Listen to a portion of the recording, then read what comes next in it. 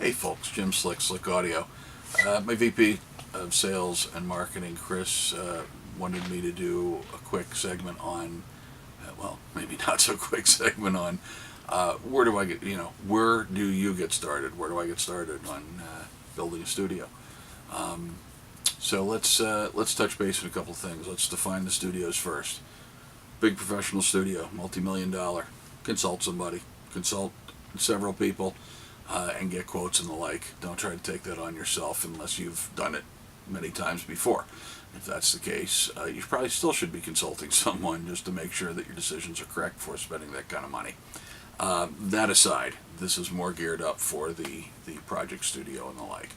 So, I'll say semi-professional studio, meaning in your basement where you're going to be hiring it out to a couple of local bands, what have you, artists, performers. That would be basically the same type of studio as a project studio, which would be defined more for yourself and your own recording projects that you would typically sell or whether you're doing commercials, jingles, whatever. And then, of course, you have the bedroom studio, I'll call it, which is the no frills, just want to record something and mess around. It's all good. So I'm going to start with the latter. The bedroom studio, real simple. Yes, you need a computer. You're probably going to end up with one microphone and, and then, of course, an interface. So I don't want to get into the details of what computer you have, but, at this particular moment, because there's a lot of questions to be asked.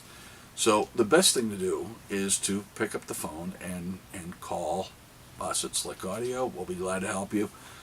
You could check forums and the like and Google and YouTube and this, that.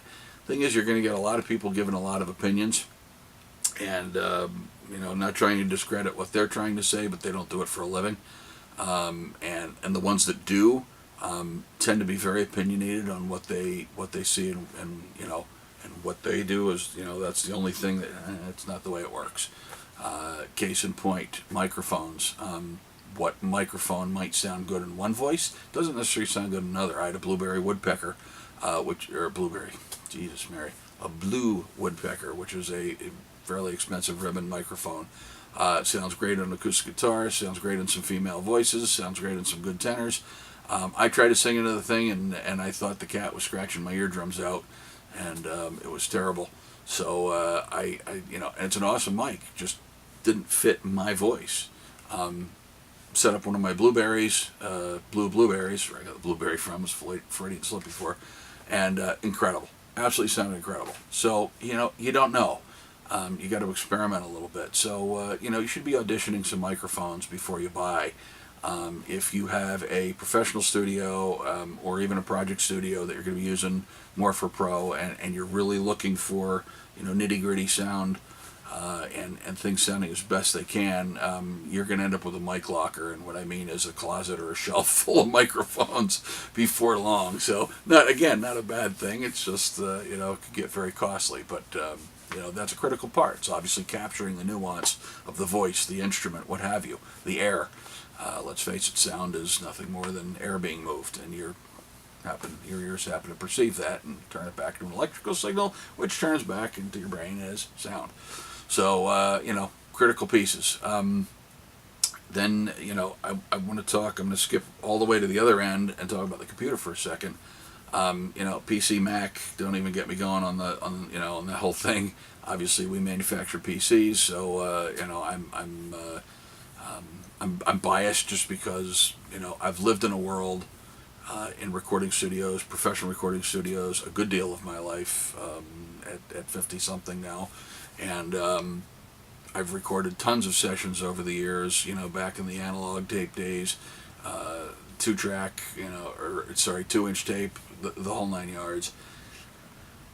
In computer recording, it doesn't matter what bloody box you have. I don't want to get into this thing, so, PC, Mac, whatever. So you're recording into a DAW, and you need to basically have, are you going to use Pro Tools? It seems to be one of the industry standards for short. It seems to be it is. I'd say right next to it you have Cubase Nuendo, which is Steinberg. By the way, they're the guys that invented it all, and Pro Tools was really came right in, I'd say within in less than a year, and knocked it out of the ballpark. And between the two companies, they really come up with some phenomenal things. And of course, you have Studio One from Presonus, Sonar. I mean, there's a lot of good applications out there, DAWs, and you need to find one that you are most comfortable with. If you're not going to be sharing files with anybody, any of the programs will work for you most likely. Just find one that you're comfortable with, and that somebody or can get support for it. Very important to be able to get support. So that's the computer, but don't be intimidated by the computer, by the box. Guys, it's just a computer. There's nothing you can't do to one of those computers that I can't undo. It's just that simple. You're not going to break your computer. Of course, you pour coffee into the damn thing, the infamous DVD or CD-ROM drive, and put in the coffee cup. It's my coffee cup holder. Yeah, try that once. Good luck with that. No, that's not covered under warranty. But the point I'm trying to make is don't be afraid of the box. It's a tool. It's think of it as a super tape recorder. It just happens to do a hell of a lot more. But bottom line is they're really not that difficult. Don't make them difficult. The deeper you get into it, yes, there's a lot there, and it can seem overwhelming. Do not let it consume you. How do you eat an elephant? One bite at a time. Take your time with this thing. Seek help. If you buy a computer from Slick Audio, for example, we're going to help you. We're not going to leave you hanging high and dry. We want to see you succeed with that machine and tell others about your success. And we're proud of that, man. That's just I'm a recording artist myself, and I just think the passion of the music is just it means so much to me. That's why I got into this to begin with. So when I'm telling you don't be afraid of the machine, yes, I happen to own an IT company as well and been in that for 33 plus years. So I understand the tech stuff and it better than most in the world, but I'm just telling you as a musician, don't be afraid of it. You can't be afraid of it. You need to walk into it with an open mind and say, this is the newest tape deck, even though it's not a tape deck, and I'm going to learn it. And we'll help you through it. The guys at Steinberg, the guys at Pro Tools, Avid, whoever, they're going to help you through it. Keep your support up to date, and make sure that you're running the latest and greatest. It's always a good thing to do. I know a lot of folks don't, and this works fine. Yeah, you keep that mantra. I'm going to tell you as a professional, don't do that. Try to stay up to date, and at least then you're current with the support, and when you need help, you can get help. So enough about the box. A couple other things, interfaces. Interfaces, really range from fairly inexpensive USB, FireWire devices. You get into Thunderbolt devices, which are becoming fairly popular. USB 3 devices are starting to pop their head, which are quite honestly darn near as good as the Thunderbolt stuff. Not quite, but close. And then, of course, in my opinion, you have the audio over Ethernet stuff, AVB or Dante. I'm a Dante fan. That seems to be winning the world right now, being that there's, God knows, hundreds and hundreds of companies, manufacturers that have adopted it. We use that here in our studio. We're using RedNet, which is Dante based, and it works phenomenal. And you can get insane low latencies, out of that stuff, and great recording quality. The preamps in the RedNet stuff is amazing. The 4, I love my RedNet 4, and so. There's a lot of good pre's out there. There's a lot of good devices, and you don't have to spend a fortune on it to be able to record some good music. So, again, you got to look at the purpose. Call us. We can help you, guide you through what your purpose of the studio is, what you're trying to record, how many tracks you're trying to record, and attempt to guide you that way. Outside of that, we've pretty much covered all except for one main thing, and that's acoustic treatment and monitors. The acoustic treatment of your room. Look, if you're building a purpose-built studio, you're going to have a professional hopefully tell you and actually measure and be able to capture what you need for that room. Even if you have a project studio, you should have some type of acoustic tiling or acoustic properties to enhance. You want to kill what's called standing waves. And they're not waves to stand up and do this. They're actually waves that kind of get trapped, if you will, in corners or whatever, and over exaggerate, or can cancel and take away certain frequencies, and thus coloring your sound artificially. So what you think you're hearing, you're not really hearing, and all of a sudden you take it out to your car, you put it upstairs in your stereo, what have you, and it sounds like crap. Well, that's usually either a bad pair of monitors or standing waves that are causing that problem, which means your room isn't tuned.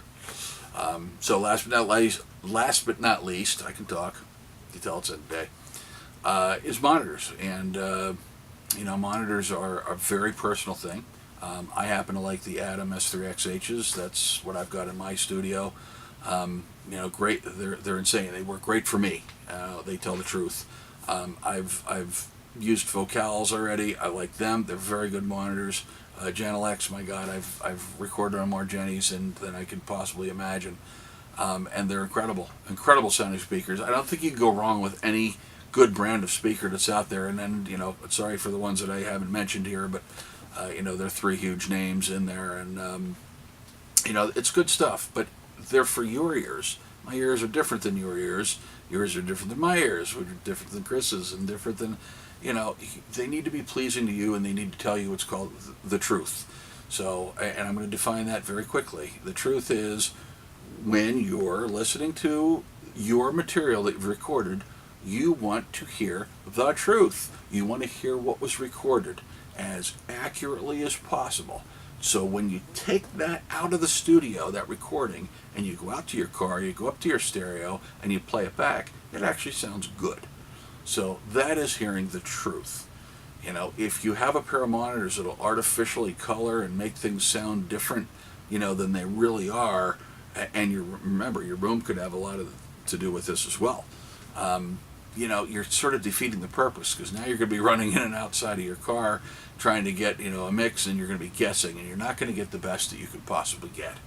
And with just a little bit of time and listening, to a pair of monitors, it can make a huge difference. And you may buy a pair of monitors, guys. Don't expect to make them, be perfect right away. They're never going to be. Don't expect them to be. You need to break them in, and your ears need to get used to them. You develop a relationship with your monitors. As crazy as that sounds, it really is true. You get to hear the little nuances, the little things that they're missing, the little things that, that they can do that maybe you can't hear, and are over exaggerating a hair. And they all do it. There's no such thing as perfect. So you've got to have that match, that marriage, if you will, with your monitors. They're your best buddies, but it takes time. And you may have a pair for 6-8 months, and it may just not work. You may get fatigued easy. You may, just not consistently not get a good mix. If that's the case, you need to sell them, and you need to move on and try a different pair. That doesn't mean that they were bad. They just didn't work for you. So, and that doesn't make your decision bad. You tried. Now move on. Don't try to shove a square peg into a round hole. Vice versa. So, give it time. So the point I'm trying to make is, you need to talk to a company like Slick Audio. We'll be glad to help you, attempt to help you. If you tell us what you're trying to do, what kind of music you're listening to, and the like, this is what we do for a living. This isn't a forum where one person does one genre, one thing all the time, and they're very opinionated about that. We could care less what genre you're doing. I don't care if you're doing classical, jazz, blues, rock, metal, new metal. It doesn't matter to us. Rap, I don't care. It's I've recorded and all. I've played sessions for just about all those genres, even I said jazz, and the best thing to do is to be able to just take your time, give professionals a call, and we'll get you the right answer at the right time. All right, guys. For now, cheers. Thanks. Bye.